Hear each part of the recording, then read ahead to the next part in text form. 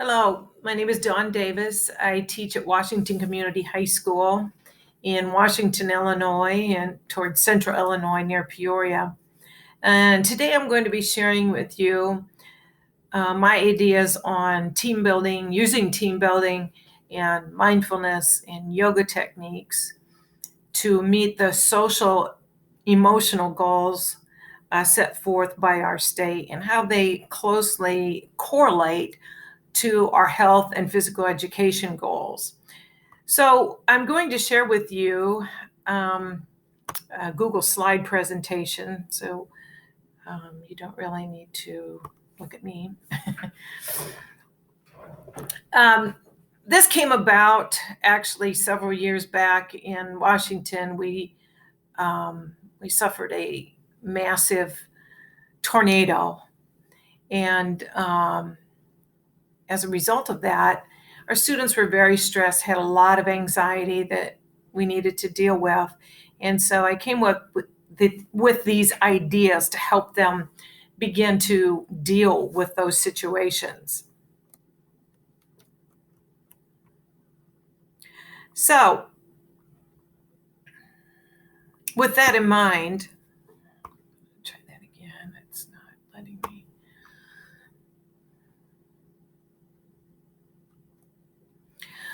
So first of all, let's look at the social emotional goals that our state has. There are 3 social emotional goals.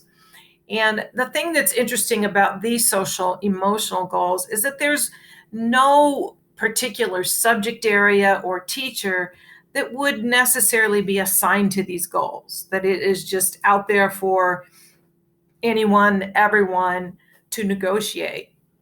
And what I'm proposing, that physical education is an excellent place to incorporate these social emotional goals, that you could even, go to the teachers in your building and say, hey, I will tackle this for you. This is in my wheelhouse. This is something that I can do for the school.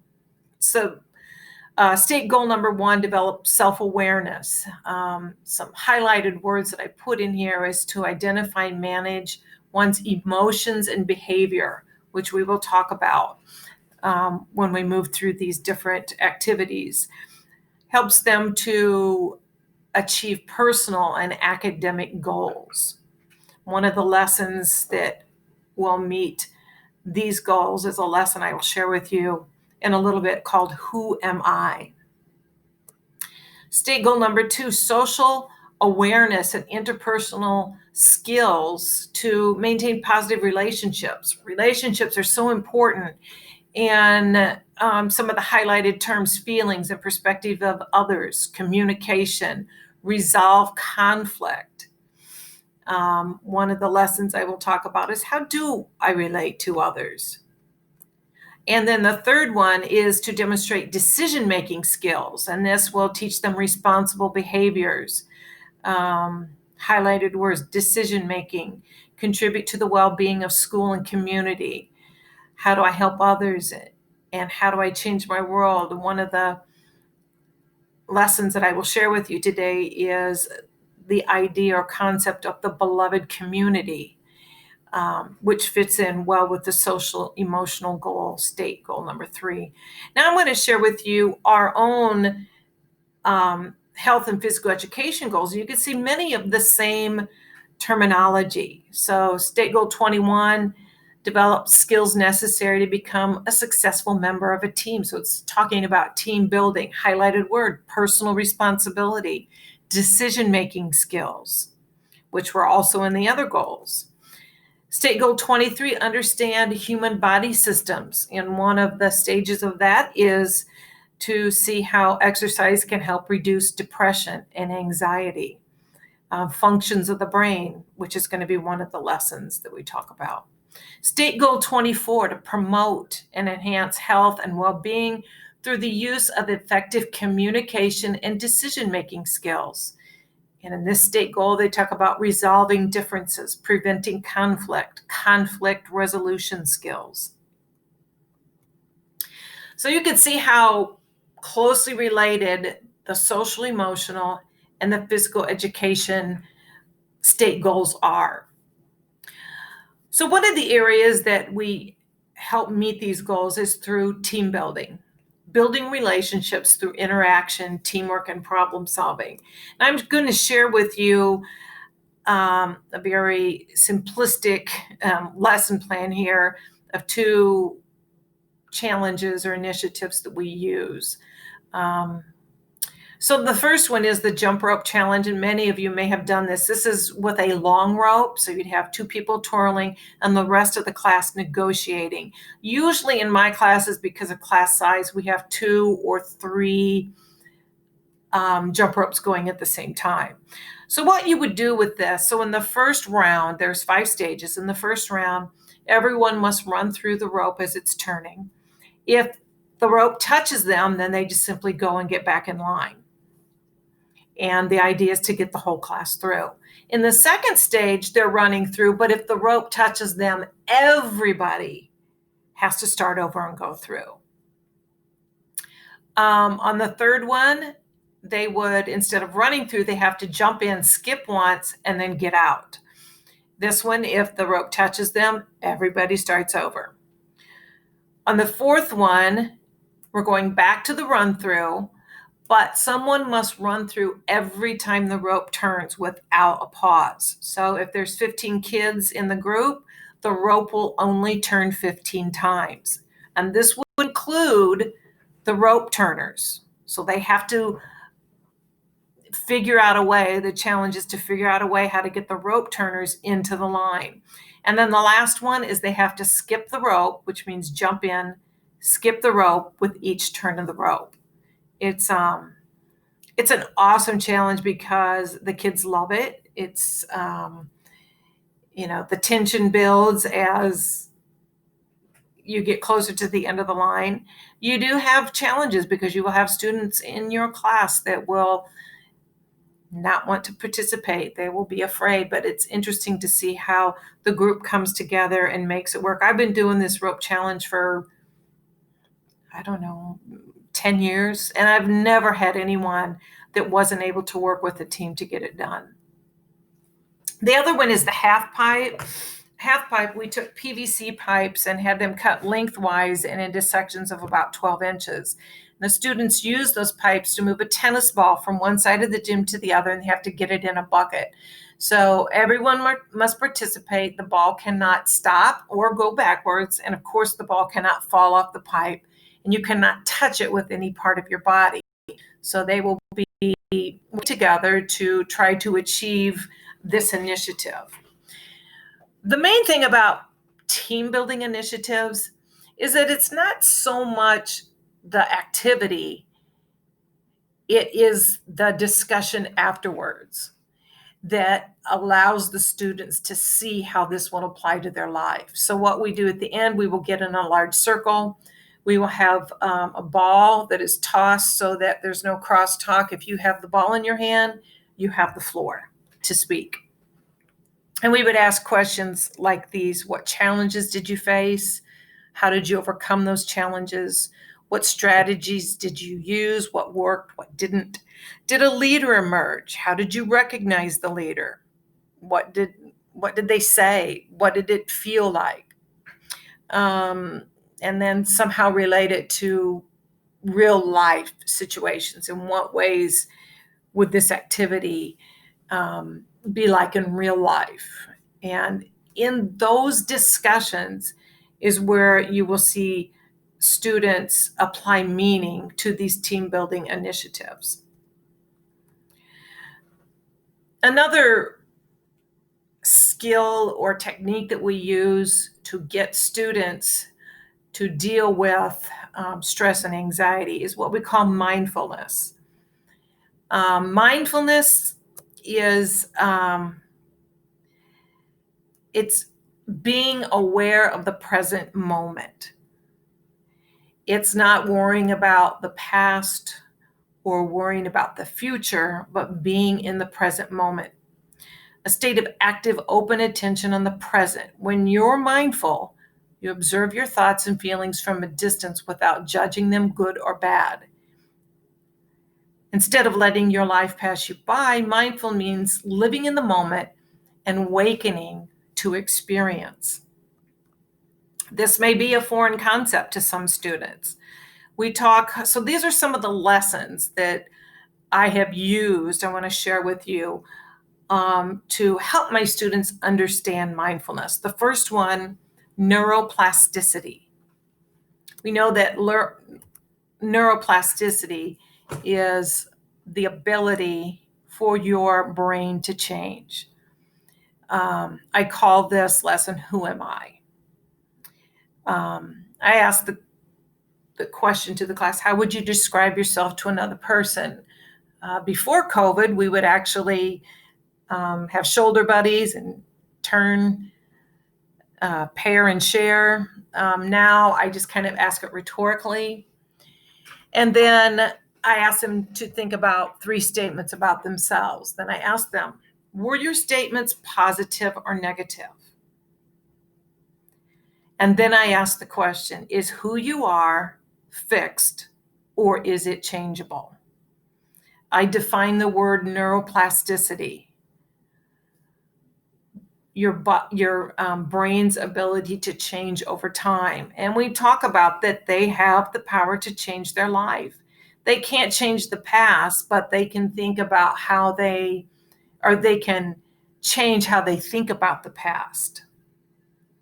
I use meditation, or you can call it mindfulness, and I have them take one negative thought that they would have about themselves and replace that thought with an opposite positive affirmation. So I'd have them think about that beforehand. Another lesson that I've shared before is about mindset, and talking about that we have control over our thoughts. We control our destiny. And we talk about that the voice inside of our head is not who we are. The voice inside of our head that tries to make us think that we are not enough. I'm too fat, I'm too skinny, I'm too dumb, I'm too slow, I'm too loud, I'm too quiet, I'm too tall, I'm too short. That those voices are not who we are. And that we have the power to control our thoughts and our destiny. We talk about complaining, not accepting the present moment, and that there are 3 choices. If it's possible, leave the situation. If it's not possible, speak out or take action. And if those 2 are not possible, the ability to accept the situation. The meditation component of this one would be taking something that they're constantly complaining about and focus on ways that you can accept the situation or person. I share with them that I have a friend in my life that always says, well, look at it this way, and has a way of reshaping or refocusing negative things to help me to see the positive side of things. And that has served me well throughout the years. Well, look at it this way. That's one of the lessons that we talk about. Another one is the attitude of gratitude. 2 most powerful emotions, psychologists will say, are shame and gratitude. So we talk about things that we're grateful for, and how in this country we have so much to be grateful for, that we can literally change brain chemistry by being grateful and thankful. The next lesson, core beliefs. We talk about what we believe, the 4 core beliefs. I am loved, I'm safe, I'm worthy, I am fulfilled. These can get into some real sensitive areas with some of your students. It would not be the place I would start necessarily, but because a lot of our students don't feel loved or safe or worthy or fulfilled. We talk about what we believe. Sometimes when we share these things, a lot of things come out, but I don't want teachers to feel like that because we're in school that we cannot talk about these things. It doesn't have to be religious or faith-based for students to talk about their beliefs. It could be done in small groups, but it does create an atmosphere of inclusion and acceptance. Where else in our school's curriculum do students consider this important element?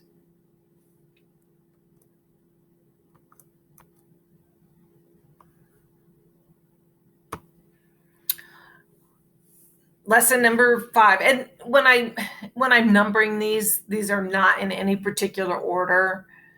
In fact, stress is usually one of the ones I start with. We talk about what is stress, how does stress affect us. What's positive stress? Positive stress could be things like a wedding or Christmas or going on vacation. They're things you look forward to, but sometimes they do create stress. How do we deal with stress? What are the most effective ways to deal with stress? Exercise being probably the most effective. We talk about techniques of relaxation. We do the 5-6-7 breathing technique, which is breathe in for 5 seconds, hold it for 6, and slowly release for 7 seconds. We practice this in class. Visualization, take them through visualizing a safe place or a vacation place or a place that's relaxing. You can go online, find scripts online that if you don't want to make it up, I usually just sit and make them up, but you could read a script of visualization.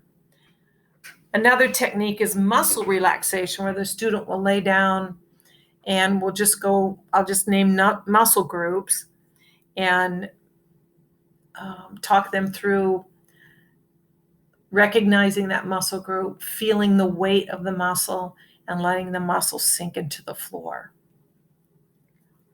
And then also mindfulness being not thinking about the future or the past, being in the moment. And when I go through mindfulness, I use the phrase, identify each thought. Do not judge the thought.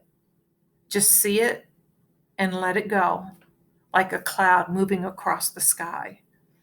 And that's one of the best ways I can think to help students practice mindfulness. Not to judge their thoughts, but just to simply let them go.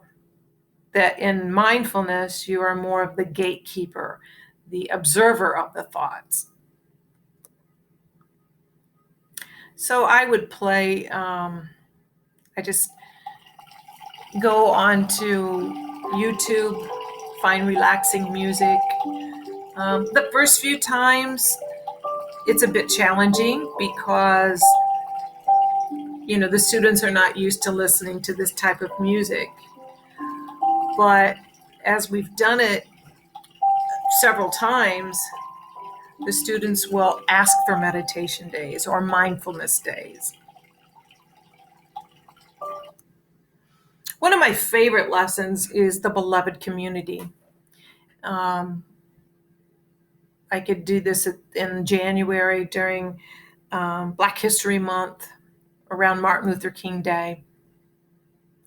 And this is based upon the principles that Dr. Martin Luther King preached during the Civil Rights Movement. And he coined it the beloved community, a community that champions justice, equal opportunity, love, and inclusion and acceptance. Sometimes I play clips of Dr. Martin Luther King using the term beloved community.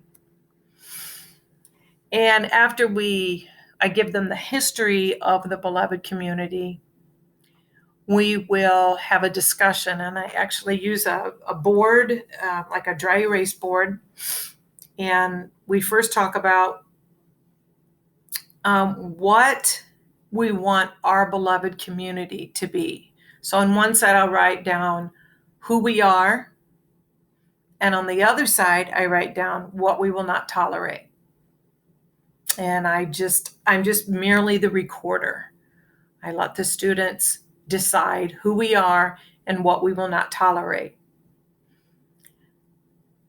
I take a picture of that.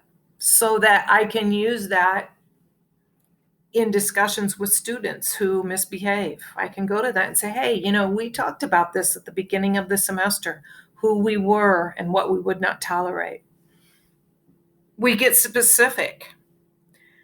Once we make our lists, we will define what does it sound like in our class? What does it look like in our class? And what does it feel like in our class? It's a great way to open up discussion and begin to have students express themselves. They've all probably been in those PE classes that were horrible. And this is their opportunity to speak out and say, hey, I hate it when somebody's a ball hog and they won't let anybody else participate. Or I hate it when someone's so competitive that they make me feel bad. Or I hate it when somebody doesn't put forth effort and they're on my team. So this particular lesson brings up a lot of really great discussions in physical education. Fictive kinship is another thing I've used in to complement the beloved community, the idea of fictive kinship, fictive, fiction, not real, kin, family. So what basic fictive kinship is what sociologists use to describe those people in our lives that are as close or closer than family, but they are not blood relatives. And then we talk about the idea that if we developed more fictive kinship, would we care for people that are not in our family more? So that would be a way to enhance or broaden our beloved community. We talk about the benefits of mindfulness. And there are so many benefits of mindfulness to boost immune system, help us focus, foster compassion and acts of kindness, physically lower blood pressure, lower resting heart rate, combats depression. It can even reduce signs of PTSD symptoms.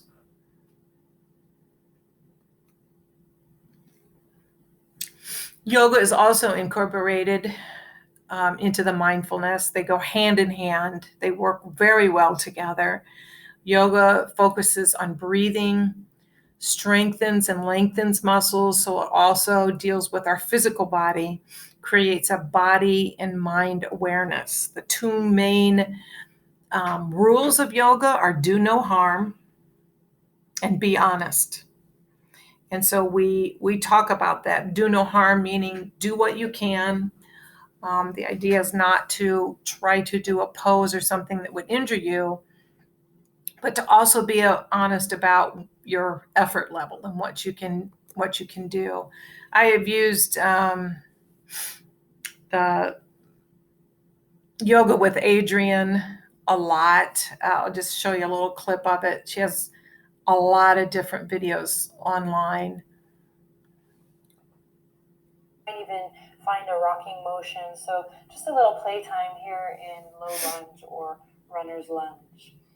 Notice if you're crashing into your fingertips, see if you can keep it light and easy. Then from here, we'll plant the palms, slide the left toes back to meet the right. We come into our first plank, or maybe our second, of our challenge. And we begin to find a little movement here. Staying soft and easy, really using the breath to stay focused. So the mind wants to give up in a plank usually. So that's just kind of what it looks like. There are different lengths of time. If you want to just use it for like a warm-up, you can do like a 10-minute yoga warm-up, but then there's some that would last for an entire class. You will have students that will enjoy it and some that won't, but what I share with them is I have students that enjoy flag football and some that don't. So, it's just an opportunity for them to try something new. This impact ideas for class are different things that I have done in order to create a sense of trust and openness in my class. One thing is you can share your story. I have struggled personally with depression in my life. And so when I talk with them about stress and anxiety and depression, I share about my own struggles with that. Share a talent. I like to play guitar. Sometimes I just brought my guitar into class and played for them. Ask a student to share their story. Have students lead discussions, or invite them to lead their own team building initiatives. Allows choice whenever possible. Write, think, pair, share is a great way for students to express themselves who don't feel comfortable doing so verbally in front of the class.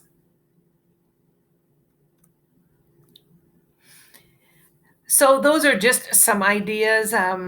Again, pretty basic, but if you have questions, you can contact me at Washington Community High School. There is my email address. Would probably be easier to contact me through email than my landline because I don't check it a lot. But I would be happy to answer any questions that you have or go into more depth on any one of those particular subjects. So thank you so much for watching my video, and have a great rest of your school year.